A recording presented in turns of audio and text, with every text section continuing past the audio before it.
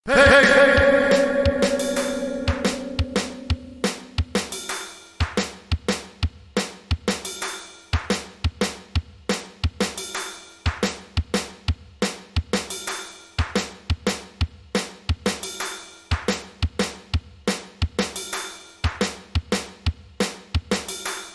good day. We're going to do an interview for today, and our topic is about divorce. So my name is Ershani Espiritu. My name is Mark Luis David. This and is my mother. Marcel David. I'm Athena Ivon Dorian. So we're going to proceed to the first question na. So, first question. So, in your opinion, ano po kaya ang reasons ng mga tao ba't sila naghihiwalay? Para sa akin, ang reason kaya naghihiwalay ang mag-asawa, unang-una sila ay hindi nagkakaintindihan sa mga bagay at lalo-lalo siguro sa financial ngayon. Nagmamahal din yung mga ano ngayon. Financial, yun nga, yung cheating, yun yung Mga possible na reasons kung ba't naghihiwalay. Well, pero uso ngayon cheating eh, no? Madami talaga na. Nagawang trend. Oo. Issue talaga cheating Tas ngayon. hati-hati na. So, Number 3 na. number 3. So, yung second question po is, nag-agree ka po ba sa, agree or disagree ka po ba sa divorce? disagree. Para sa akin, disagree ako kasi dito sa akin dito sa Pilipinas, parang hindi naman talagang parang hindi allowed na magkaroon ng divorce. Siyempre, sa Pilipinas, mga Kristiyano. Mga religious yung mga Religious. Yun, mga May ano din, may sense of responsibility din kasi lahat ng tao. Tsaka, pero inaano na rin nila yun, di ba? Bukod sa annulment na, inaano din ng, ng gobyerno na ma-i-approve yung divorce. Kaya lang, kasi napipigilan din ng Mga church. walang church. Mga nangunguna din kasi yung church. Check. Sa Pilipinas, madami talaga mga Kristiyano talaga. mga Kristiyano. doon din Kumbaga yung pananampalataya ng mga Kristiyano. Ako doon din depende yung ibang desisyon ng gobyerno sa Christians. Mga church. Church. Pero sa tingin nyo kaya, pag ano yun, no, napasatupad dito yun. Ikaw, tingin mo, napasatupad. Hindi para sa akin parang hindi Walang chance na ma-approve. Kasi kung ano na yun, dapat dati pa. Dati pa. Kung kayong dalawa po nito di magkakaproblema sa marriage, like financial, tulad ng sabi mo kanina, gugustuhin mo ba na makipag-divorce? Hindi. Bakit?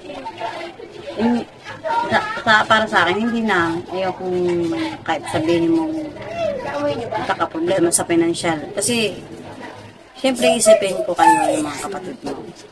Sobrang malaki ang Impact. epekto sa mga bata. Saka magkakaroon ulit ng panibagong adjustment. Ang laki ng adjustment. May custody na mangyayari pa pag ganyan. Dami din proseso. Din yun. Mahal yun. Hindi. Gastos yun. Magastos din. Ang laki ng ganas din doon. Hindi na, Pero kunwari, may abuso, sakitan, Oo, ganun. May pagkakataon. maghiwalay na lang. Pero yung sabihin mong mag-divorce pa, hindi na parang kasal na sa papel, pero iwalay. maghiwalay na lang. Parang ganun. Dito sa Pilipinas, ganun naman. Ang madalas naman ganun dito sa Pilipinas, talagang So, ayun po, thank you for your cooperation po and for your time po to answer our questions po about divorce. So, next po dito sa aming video is our reflection po. Individual reflection for our interview po. Thank you po. Thank you. Thank you.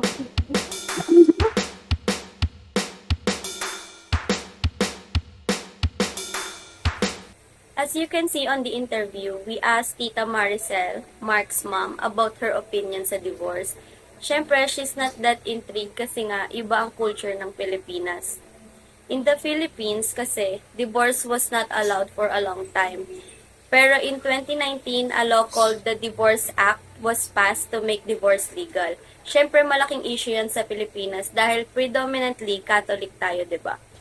Kaya ngayon, nagbabago na ang point of view ng mga tao sa pagbuo ng pamilya at pagpapakasal.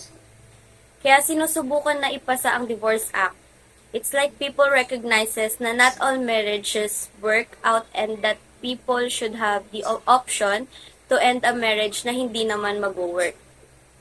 Pero as what Tita Maricel said, syempre, hindi basta-basta makikipaghiwalay if financial problem lang naman ang magiging problema nilang mag-asawa. Pero ibang usapan na kapag may iba't ibang klase ng pang-aabuso na ang nangyayari. Some people worry na kapag napasa ang divorce, it will go against traditional family values. But others believe na it is important to have a way out of abusive or unhappy marriages. Like me and Tita Maricel said, sabi niya, 'di ba, maghiwalay na lang pero yung sabihing divorce pa, hindi na. Because the process will be for sure pricey. Another thing is dito kasi kahit kasal basta naghiwalay na, no need na ng annulment. Kumbaga, kasal pa rin sa papel pero personally hiwalay na. On the other hand, may mga magulang din na mas pinipili ang mag-stay sa isang abusive na relasyon para sa kapakanan ng kanilang mga anak. Personally speaking, agree ako na magkaroon ng divorce sa Pilipinas. One of the main reason is I witnessed an unhealthy marriage from my parents and it had a negative effect on me and my siblings. Ang usapang divorce sa Pilipinas is still going on as people try to figure out what this change means for families and individuals. Because it's complex, no? And importante rin na mapag-usapan to openly and mag-provide ng support para sa mga taong may pinagdadaanan na kagaya ng mga nabanggit ko. So, that's it. Let me know what are your thoughts about it.